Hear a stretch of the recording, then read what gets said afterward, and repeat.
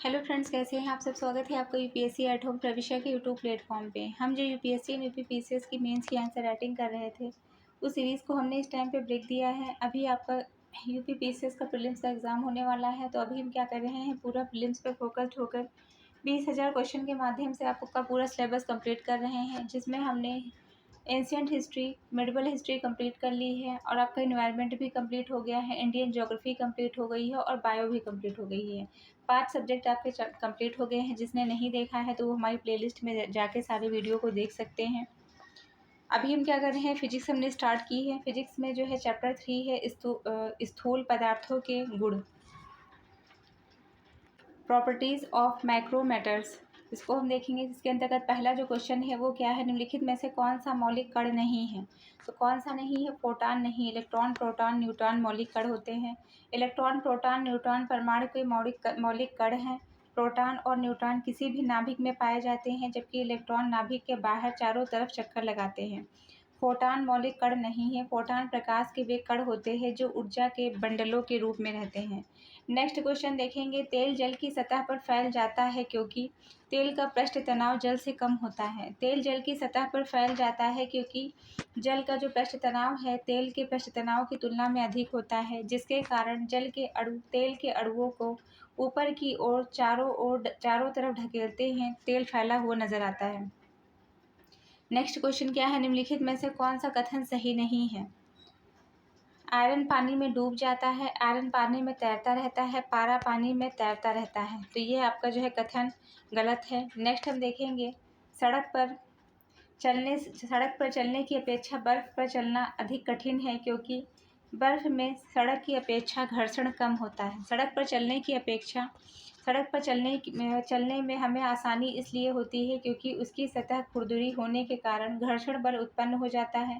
पृथ्वी की सतह खुरदरी होने के कारण ही हम उस पर पैर से धक्का देकर पृथ्वी को पीछे की ओर ढकेलते हैं। न्यूटन के तृतीय नियम के अनुसार हम आगे बढ़ जाते हैं, जबकि सड़क की सतह की अपेक्षा बर्फ की सतह पर खुरदरापन कम होता है। अर्थात बर्फ की सतह पर सड़क की सतह की अपेक्षा कम घर्षण बल उत्पन्न होता है, जिससे फिसलन पैदा होती है। नेक्स्ट क्वेश्चन देखेंगे। मिट्टी के घड़े में निम्नलिखित में से किस प्रक्रिया के कारण जो है जल ठंडा होता है। तो किसके कारण, वाष्पीकरण के कारण जो है जल ठंडा होता है। द्रव की खुली सतह से प्रत्येक ताप पर धीरे धीरे द्रव वाष्प में बदलना वाष्पीकरण कहलाता है। वाष्पीकरण के कारण द्रव को ऊष्मा की आवश्यकता होती है। यह ऊष्मा द्रव अपने अंदर से ही प्राप्त करता है, अतः द्रव ठंडा हो जाता है। आम जीवन में इसके कई उदाहरण देखने को मिलते हैं। हमारे शरीर में पसीना जब सूखता है तो हमें ठंडक महसूस होती है, क्योंकि पसीना सूखने यानी वाष्पीकरण के लिए ऊष्मा शरीर से ग्रहण होती है, अतः शरीर ठंडा हो जाता है। वाष्पीकरण के कारण ही कूलर ठंड उत्पन्न करता है एवं सुराही अथवा मिट्टी के घड़े का पानी ठंडा हो जाता है। नेक्स्ट क्वेश्चन क्या है, वर्षा की बूंदें गोलाकार होती हैं क्योंकि जल में पृष्ठ तनाव होता है। द्रव का वह गुण जिसके कारण इसका मुक्त पृष्ठ तनित झिल्ली के रूप में कार्य करता है, उसे पृष्ठ तनाव कहा जाता है। किसी दिए आयतन के लिए गोलाकार आकृति के पृष्ठ क्षेत्रफल अन्य आकृतियों के पृष्ठ क्षेत्रफल की तुलना में कम होता है। चूंकि द्रव का स्वतंत्र पृष्ठ कम से कम क्षेत्रफल घेरने का प्रयास करता है, अतः वर्षा की बूंद गोलाकार होती है। नेक्स्ट क्या है, साबुन के बुलबुले के अंदर का दाब वायुमंडलीय दाब से अधिक होता है। साबुन के बुलबुले के अंदर का जो दाब होता है वह वायुमंडलीय दाब से अधिक होता है। साबुन के घोल का पृष्ठ तनाव बहुत कम होता है, अतः घोल के बुलबुले बड़े होते हैं। पृष्ठ तनाव कम होने के कारण साबुन के घोल एक बूंद शुद्ध जल में एक बूंद की अपेक्षा अधिक क्षेत्रफल को गीली करती है, जिससे कपड़े अधिक आसानी से साफ हो जाते हैं।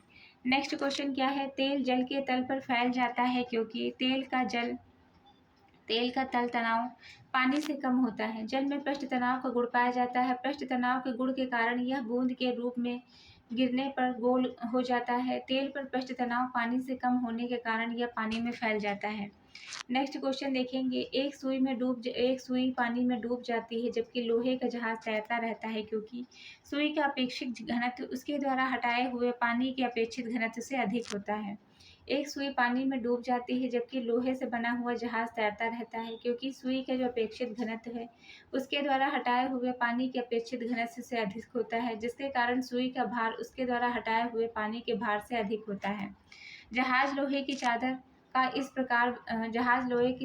इस प्रकार बनाया जाता है कि इसके अंदर काफ़ी खाली जगह होती है। इस कारण इसके थोड़े ही भाग द्वारा हटाए गए पानी का भार जहाज यात्रियों सामान आदि के भार के बराबर होता है। अतः लोहे का बना जहाज पानी पर तैरता रहता है। जब कोई जहाज नदी से सागर में घुसता है तो कुछ ऊपर उठता है। नदी से सागर में प्रवेश करने पर जहाज पहले कुछ ऊपर उठता है। इसका कारण यह है कि नदी के जल के घनत्व की अपेक्षा सागर के जल का घनत्व अधिक होता है। अतः जहाज पानी द्वारा विस्थापित जल का भार अधिक होने से नदी की तुलना में उत्प्लावन बल वृद्धि हो जाती है, जिससे यह ऊपर उठ जाता है। नेक्स्ट क्या है, जब किसी सेविंग ब्रश को पानी से निकाला जाता है तो उसके बाल आपस में चिपक जाते हैं। इसका कारण क्या है? पृष्ठ तनाव। द्रव का स्वतंत्र पृष्ठ सदैव तनाव में रहता है।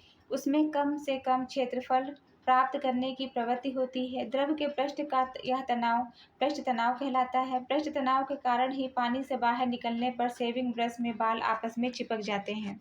नेक्स्ट हम देखेंगे, जब ताप में वृद्धि की जाती है तो द्रवों का पृष्ठ तनाव घट जाता है। जब ताप में वृद्धि होती है तो द्रवों का पृष्ठ तनाव क्या होता है? घट जाता है। निम्नलिखित में से कौन सा कथन सत्य है? किसी द्रव का पृष्ठ तनाव ताप बढ़ने पर क्या होता है? घटता है। यदि एक बड़ी बूंद को छोटी बूंद से तोड़ा जाए तो उसकी पृष्ठ ऊर्जा क्या होगी? बढ़ जाएगी। पृष्ठ क्षेत्रफल बढ़ाने के लिए द्रव को ऊर्जा की आवश्यकता होती है। पृष्ठ के प्रति इकाई क्षेत्रफल की यही ऊर्जा पृष्ठ ऊर्जा कहलाती है। पानी की बड़ी बूंद जब छोटी बूंद में टूटती है तो पृष्ठ क्षेत्रफल बढ़ जाता है। उसी के समान अनुपात में कार्य भी बढ़ जाता है, इसलिए पृष्ठ तनाव भी बढ़ जाता है। नेक्स्ट क्वेश्चन क्या है, पानी की छोटी बूंदों से मिलकर बड़ी बूंद बनाने की प्रक्रिया में निकाय की पृष्ठ ऊर्जा क्या होती है? घटती है। जब पानी की छोटी छोटी बूंदें मिलकर बड़ी बूंद बनाती हैं तो इस प्रक्रिया में पृष्ठ क्षेत्रफल कम हो जाता है। उसी अनुपात में कार्य भी घट जाता है, इसलिए इस प्रक्रिया में निकाय की पृष्ठ ऊर्जा घटती है। नेक्स्ट क्वेश्चन क्या है, साबुन के बुलबुले में रंग पैदा होने की घटना कारण है किसका? व्यतिकरण का। साबुन के बुलबुले में पैदा होने की घटना का कारण व्यतिकरण वह प्रक्रिया है जिसमें समान आवृत्ति की दो प्रकाश तरंगें किसी माध्यम में एक दिशा में गमन करती हैं तो उसमें अध्यारोपण के फलस्वरूप प्रकाश की तीव्रता परिवर्तित हो जाती है। नेक्स्ट है, द्रव की किसी गोली बूंद के भीतर दाब अधिक अनुक्रमानुपाती होता है उसकी त्रिज्या के व्युत्क्रम में। नेक्स्ट क्या है, रेन प्रूफ मतलब वर्षा सह कोट और तंबुओं के पदार्थों का वर्षा सह गुण का क्या कारण होता है? पृष्ठ तनाव कारण होता है। वर्षा सह कोट रेन प्रूफ तंबुओं के पदार्थ पर वर्षा का सह गुण का कारण पृष्ठ तनाव होता है। पृष्ठ तनाव की एक विशेषता यह है कि इस गुण के कारण तरल किसी सतह को गीला नहीं करता है, जैसे कांच को पारा और पॉलीथीन को जल। द्रव का यह पृष्ठ तनाव तंबुओं को बनाने के लिए प्रयुक्त पदार्थ के वर्षा सहने का गुण का कारण होता है। नेक्स्ट है, कथन है कि जब नमक को पानी के साथ मिलाया जाता है तो ताप शून्य हो जाता है। कारण है कि नमक और बर्फ का प्रगाढ़ अधिमिश्रण बनता है। तो कथन और कारण दोनों सही हैं और कारण कथन की सही व्याख्या करता है। नेक्स्ट हम चैप्टर 4 देखेंगे फिजिक्स से। चैप्टर 4 क्या है? ध्वनि एवं तरंग गति। इसके अंतर्गत जो पहला क्वेश्चन है वो क्या है? ध्वनि की गति किसमें अधिकतम होती है? तो किसमें होती है? निर्वात में। ध्वनि की अधिकतम किसमें होती है? निर्वात में। नेक्स्ट क्वेश्चन है, विमानों का पता लगाने के लिए रडार किस माध्यम का प्रयोग करता है? तो किसका प्रयोग करता है? माइक्रो तरंग का।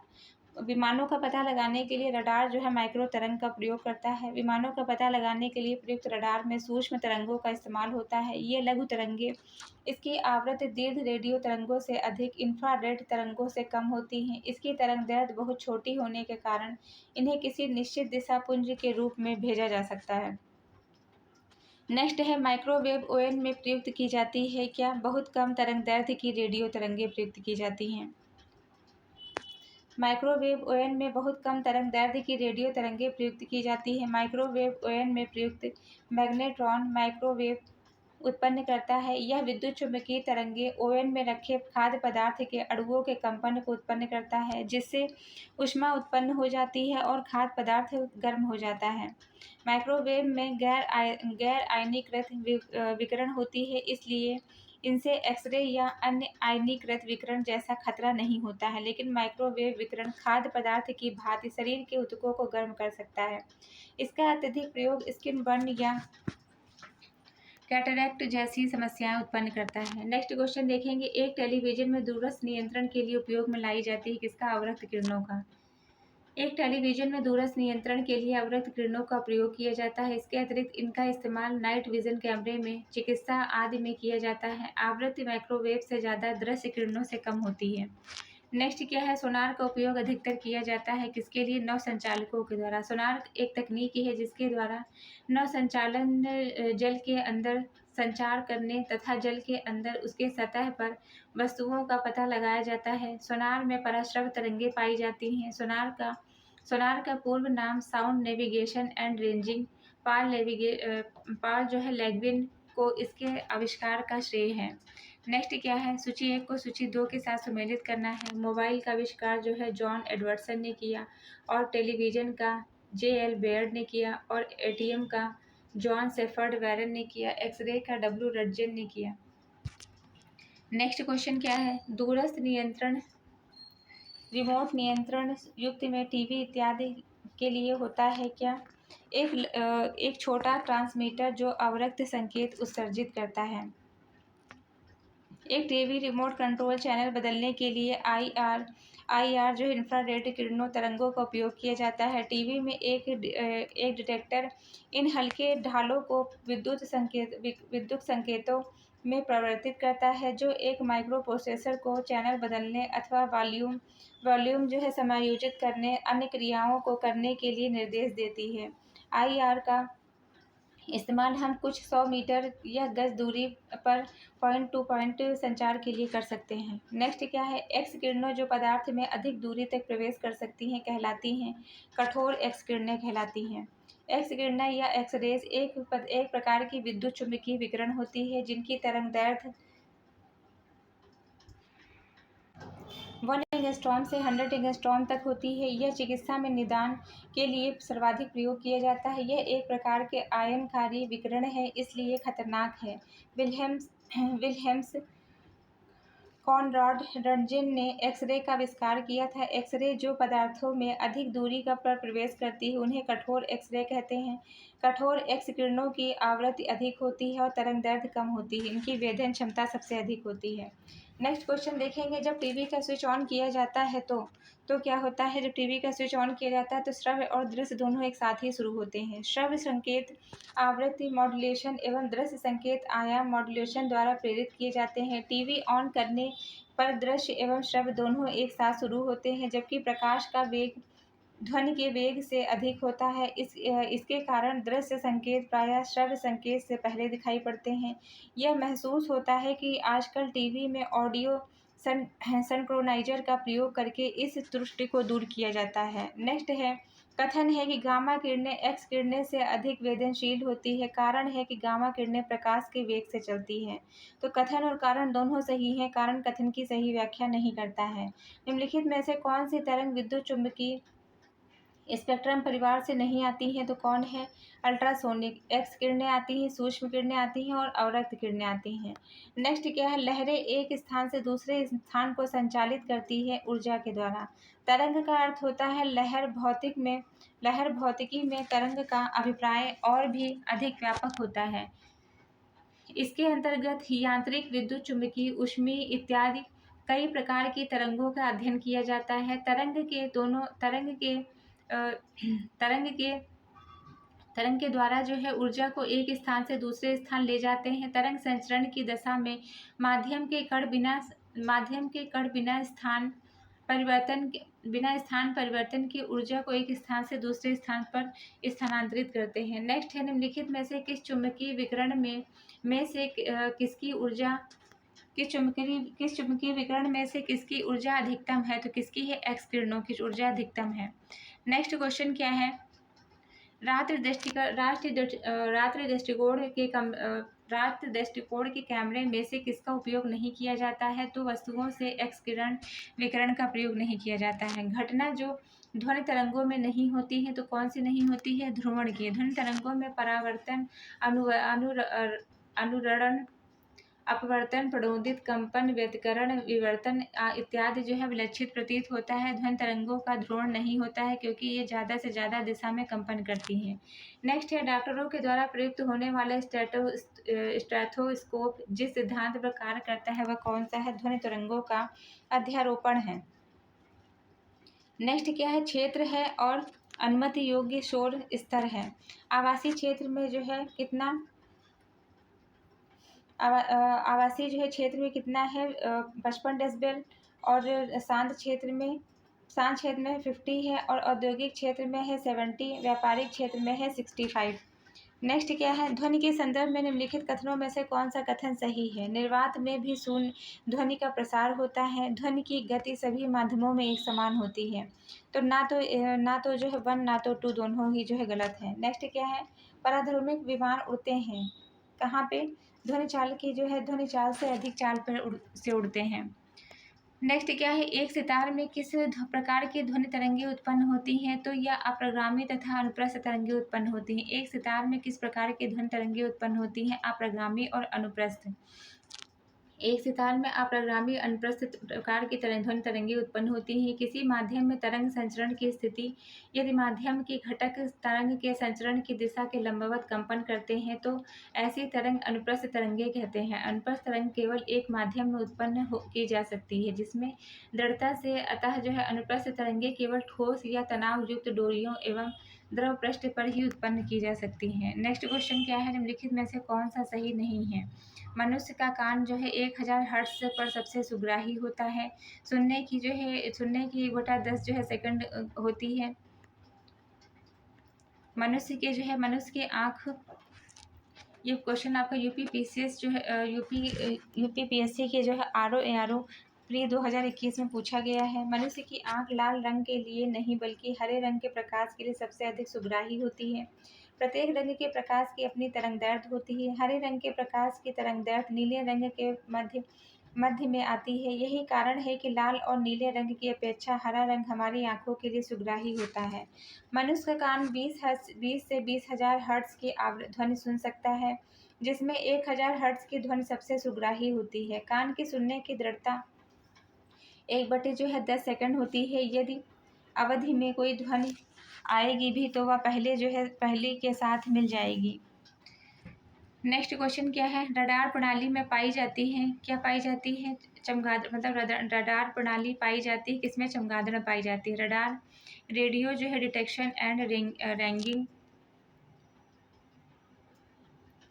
तकनीक का प्रयोग चमगादड़ भी करते हैं। चमगादड़ अंधेरे में बिना किसी वस्तु से टकराए उड़ सकते हैं। अंधेरे में बिना किसी वस्तु से टकराए उड़ने के लिए वे पराश्रव ध्वनि तरंगों का उपयोग करते हैं। वे उड़ते हुए पराश्रव ध्वनि को प्रसारित करते हैं जिसके माध्यम से दूसरी वस्तुओं से टकराकर वापस लौटती पराश्रव तरंगों की मदद से वस्तुओं का पता लगा लेते हैं। नेक्स्ट क्वेश्चन है, ध्वनि का वेग होता है कहाँ पे? जो है इस्पात में।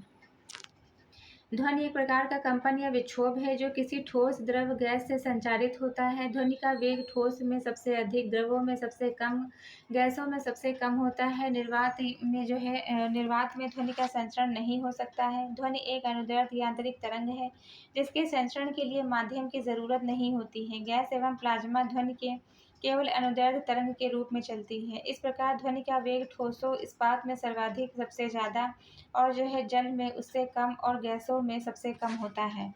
नेक्स्ट क्या है? नेक्स्ट है, निम्नलिखित में से कौन सा सामान्य परिस्थिति में वृक्ष के पत्तों की सरसराहट का जो है डेसिबल स्तर प्रदर्शित करता है? तो कौन सा है? 20 डेसिबल। नेक्स्ट क्या है? दूर संचार के लिए प्रयुक्त तरंगें कौन सी है? माइक्रोवेव है। दूरसंचार हेतु तरंगों का प्रयोग किया जाता है। वर्तमान में माइक्रोवेव, ओएम, रडार तथा टेलीविजन आदि में सूक्ष्म तरंगों का उपयोग किया जा सकता है। सूक्ष्म तरंगों का उत्पादन विशेष प्रकार के निर्वात ट्यूब जैसे मैग्नेट्रॉन आदि के द्वारा किया जाता है। ये विद्युत चुम्बकीय तरंगें होती हैं। नेक्स्ट है, किसी टीवी सेट को चलाने के लिए रिमोट नियंत्रण इकाई के द्वारा निम्नलिखित में से किसका प्रयोग किया जाता है? रेडियो तरंगों का प्रयोग किया जाता है। टीवी सेट को चलाने के लिए रिमोट नियंत्रण इकाई के द्वारा रेडियो तरंगों का प्रयोग किया जाता है। टीवी की सामान्यतः रिमोट नियंत्रण इकाइयों में अवरक्त विकिरण का प्रयोग करते हैं, किंतु कुछ नियंत्रण इकाइयों में रेडियो तरंगों का उपयोग करते हैं। अवरक्त विकिरण एक विद्युत चुम्बकीय विकिरण है। नेक्स्ट क्या है, किस स्तर से जो है अधिक ध्वनि हानिकारक ध्वनि प्रदूषक कहलाती है? 80 डेसिबल। 80 डेसिबल से अधिक शोर लगातार हानिकारक होता है, अर्थात 80 डेसिबल से अधिक की ध्वनि हानिकारक ध्वनि प्रदूषण कहलाती है। 90 डेसिबल का शोर बर्दाश्त करने की अधिकतम क्षमता सीमा है। यदि इसके शोर से प्रतिदिन 10 घंटे रहा जाए तो व्यक्ति बहरा हो सकता है। 100 डेसिबल की शोर की प्रबलता सामान्यतः यंत्र कारखाने के शोर का स्तर है। नेक्स्ट क्या है, ध्वनि का एक महत्वपूर्ण अभिलक्षण तारत्व है, जो निर्भर करता है किस पर? आवृत्ति पर। तारत्व ध्वनि का वह लक्षण है जिसके कारण ध्वनि को मोटा तीक्ष्ण कहा जाता है। ध्वनि का तारत्व ध्वनि तरंग की आवृत्ति पर निर्भर करता है। जैसे जैसे ध्वनि की आवृत्ति बढ़ती जाती है वैसे वैसे ध्वनि का तारत्व भी बढ़ता जाता है तथा ध्वनि तीक्ष्ण और पतली होती जाती है। बच्चों और स्त्रियों की पतली आवाज़ तारत्व अधिक होने के कारण ही होती है। पुरुषों की मोटी आवाज़ तारत्व कम होने के कारण होती है। नेक्स्ट है, ध्वनि तरंगे ठोस और गैस दोनों माध्यम में चल सकती हैं। ध्वनि एक प्रकार की ऊर्जा है जिसकी उत्पत्ति कंपन युक्त वस्तुओं से की जाती है, किंतु यह आवश्यक नहीं है कि हर कंपन से ध्वनि उत्पन्न ही हो। ध्वनि के संचरण के लिए द्रवांतक माध्यम अर्थात ठोस या द्रव या गैस आवश्यक होते हैं। ध्वनि का संचरण द्रव की अपेक्षा ठोस में अधिक और गैस की अपेक्षा द्रव में अधिक होता है। अर्थात जो है ध्वनि तरंगे ठोस, द्रव, गैस तीनों माध्यमों में चल सकती है। निर्वात में ध्वनि का संचरण नहीं होता है। नेक्स्ट क्वेश्चन हम देखेंगे, उसके पहले पानी पी लेते हैं। आप लोग एक बार इसको रिवाइज कीजिए तब तक।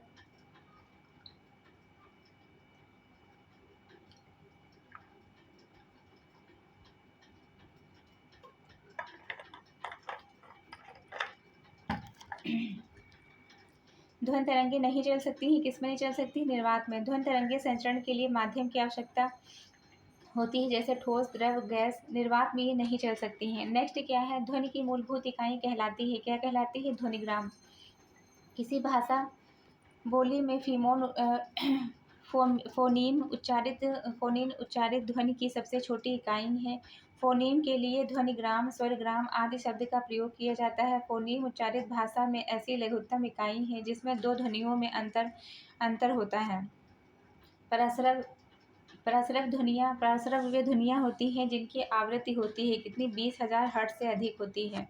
20,000 हर्ट्ज से ऊपर आवृत्ति की ध्वनि तरंगों को परास्रव ध्वनि कहा जाता है। मनुष्य के कान इसे नहीं सुन सकते हैं, परंतु कुछ जानवर जैसे कुत्ता, बिल्ली, चमगादड़ आदि इसे सुन सकते हैं। इस तरंगों को जो है गाल्टन की सीटी के द्वारा दाब वैद्युत प्रभाव की विधि के द्वारा क्वार्ट्ज के क्रिस्टल के कंपनों से उत्पन्न करते हैं। इस तरंगों की आवृत्ति बहुत ऊंची होने के कारण इसमें बहुत अधिक ऊर्जा होती है।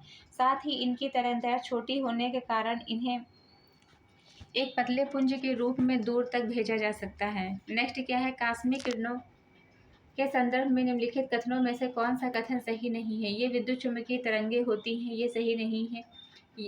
ये विद्युत चुम्बकीय तरंगों के निम्नलिखित गुण होते हैं। यह उदासीन होती है, अनुप्रस्थ होती है, यह प्रकाश के वेग से गमन करती है, इसके पास ऊर्जा एवं संवेग दोनों होता है। इसकी अवधारणा मैक्सवेल के द्वारा प्रतिपादित की गई थी। इसका उदाहरण गामा एक्स किरणें, पराबैंगनी किरणें, दृश्य किरणें, अवरक्त किरणें आदि हैं। जो विद्युत चुम्बकीय तरंगे नहीं हैं उनका उदाहरण अल्फा किरणें, बीटा किरणें, ध्वनि तरंगे और कैथोड किरणें तथा कास्मिक किरणें आदि हैं। अर्थात कास्मिक किरणें विद्युत चुम्बकीय तरंगे नहीं होती हैं। कास्मिक किरणों का निर्माण बहुत अधिक ऊर्जा वाले आवेशित कणों से हुआ है तथा जो पृथ्वी के वायुमंडल के बाहर प्राकृतिक रूप से निरंतर आती रहती हैं, जिसकी तरंगदैर्घ्य बहुत छोटी होती है, कास्मिक किरणें कहलाती हैं। कास्मिक किरणों की खोज ऑस्ट्रिया के विक्टर हेल्स ने किया था। नेक्स्ट क्या है, सोनार। सोनार में हम उपयोग करते हैं किसका? पराश्रव तरंगों का।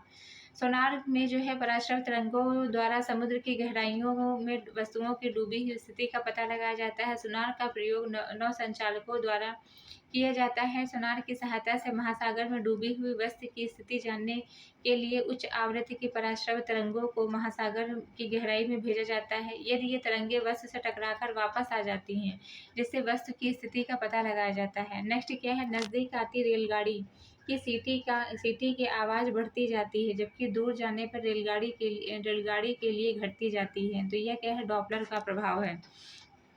ध्वनि स्रोत के बीच सापेक्ष गति होने पर श्रोता द्वारा सुनी हुई ध्वनि की आवृत्ति की ध्वनि वास्तविक आवृत्ति से भिन्न होती है। इसे डॉपलर प्रभाव कहते हैं। डॉपलर प्रभाव के कारण ही स्टेशन से दूर जाती और एवं नज़दीक आती हुई रेलगाड़ी की सीटी की आवाज़ वास्तविक तीव्रता की अपेक्षा भिन्न सुनाई देती है। अर्थात नज़दीक आती रेलगाड़ी की सीटी की आवाज़ बढ़ती जाती है, जबकि दूर जाने वाली रेलगाड़ी के लिए घटती जाती है। यह फिनोमिना डॉपलर प्रभाव का उदाहरण है।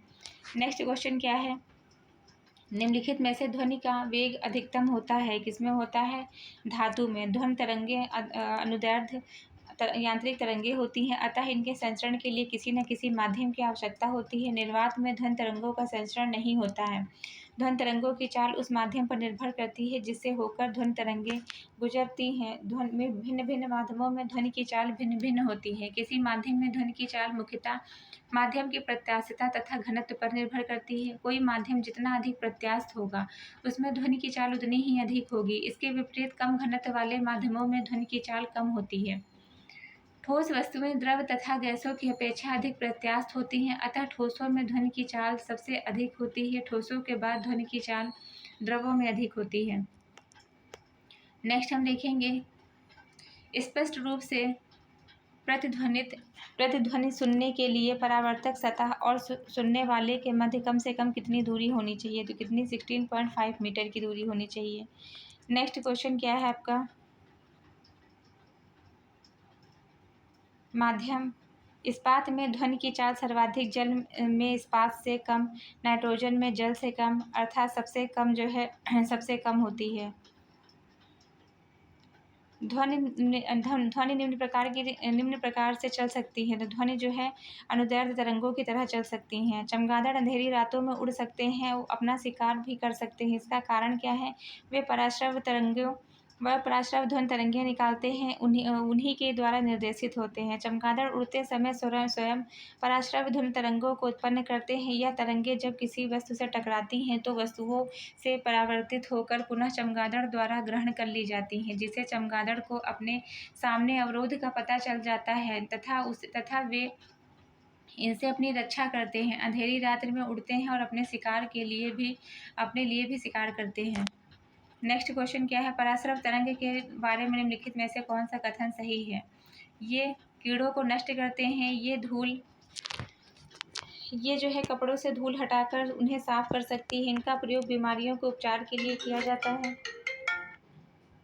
ये स्वचालित दरवाजों में नियंत्रित होती हैं। तो उपयुक्त सभी इसके अंतर्गत आते हैं। 20,000 हर्ट्ज से अधिक आवृत्ति वाली ध्वनि तरंगों को पराश्रव अल्ट्रासोनिक तरंगे भी कहते हैं। मनुष्य की श्रवण सीमा से परे इन तरंगों को उड़ते समय चमगादड़ उत्पन्न करते हैं, जो चमगादड़ के सामने पड़ने वाली वस्तुओं से टकराकर पुनः परिवर्तित होती हैं।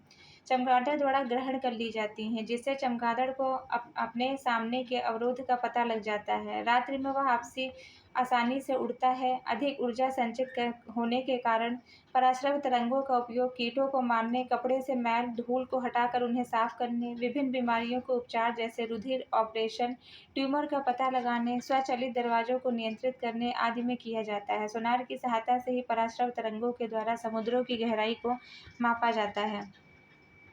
नेक्स्ट क्वेश्चन क्या है, निम्नलिखित कथनों में से विचार करना है। हृदय जो है अवश्रव आवृत्ति पर कंपन करता है, सही है। दूसरा क्या है, मैक संख्या ध्वनि की गति की तुलना में वस्तु की गति वर्णित करने के लिए प्रयोग किया जाता है, ये सही है। और चौथा पॉइंट है, पराश्रव ध्वनि की आवृत्ति 20,000 हर्ट्ज से अधिक होती है, तो ये सारे पॉइंट्स इसके अंतर्गत सही हैं। अविश्रव तरंगे, ये यांत्रिक तरंगे होती हैं जिनकी आवृत्ति 20 हर्ट्ज से कम होती है। ये तरंगे हमें सुनाई नहीं देती। ये तरंगे भूकंप के समय पृथ्वी के अंदर उत्पन्न होती हैं। हमारे हृदय की धड़कन आवृत्ति अविश्रव तरंगों के समान होती है। अगर आपसे पूछा जाए कि हमारे हृदय की आवृत्ति जो है कौन से तरंगों के समान होती है, कौन से तरंगों के अंतर्गत आती है, तो अवश्रव तरंगों के समान। वे अनुदैर्ध्य यांत्रिक तरंगें होती हैं जिसकी आवृत्ति 20,000 हर्ट्ज से अधिक होती है। इसी तरह मैक संख्या ध्वनि की गति की तुलना में वस्तु की गति वर्णित करने के लिए प्रयोग की जाती हैं। जहाँ ध्वनि की चाल का अर्थ होता है जहाँ ध्वनि की चाल का अर्थ है तो यह ठोस में गैसों से अधिक होती है। ठोस वस्तु में द्रव तथा गैसों की अपेक्षा अधिक प्रत्यास्थ होती हैं, अतः ठोसों में ध्वनि की चाल सबसे अधिक होती है। इसलिए यह कहना कि गैसों में ठोसों और द्रवों की अपेक्षा ध्वनि की चाल अधिक होती है गलत है। तो ये हमारा आज की सीरीज़ का लास्ट क्वेश्चन था। इसके आगे का जो है वीडियो कल लेके आएंगे। आप लोगों को हमारी जो सीरीज़ चल रही है कैसी लग रही है हमारे कमेंट सेक्शन में ज़रूर बताइए। ऐसे ही पढ़ते रहिए, लाइफ में आगे बढ़ते रहिए। यूपीएससी एट होम प्रविशा के साथ प्रीलिम्स मेंस प्रैक्टिस करते रहिए। आपका एंशिएंट हिस्ट्री कंप्लीट हो गया है, मिडिवल हिस्ट्री भी कंप्लीट हो गया है। अब हम जल्दी ही मॉडर्न लेके आएंगे और आपका इन्वायरमेंट हो गया है, बायो हो गया है, इंडियन ज्योग्राफी हो गया है। तो जो जो सब्जेक्ट आपके पूरी तरीके से कंप्लीट हो गए हैं, आप उसको 3 से 4 बार जो है सारे वीडियोज़ के देखिए, तो अब तभी आपको इसका बेनिफिट मिलेगा। और हमारे कमेंट सेक्शन में ज़रूर बताइए कि आप लोगों को ये सीरीज़ कैसी लग रही है। Thank you.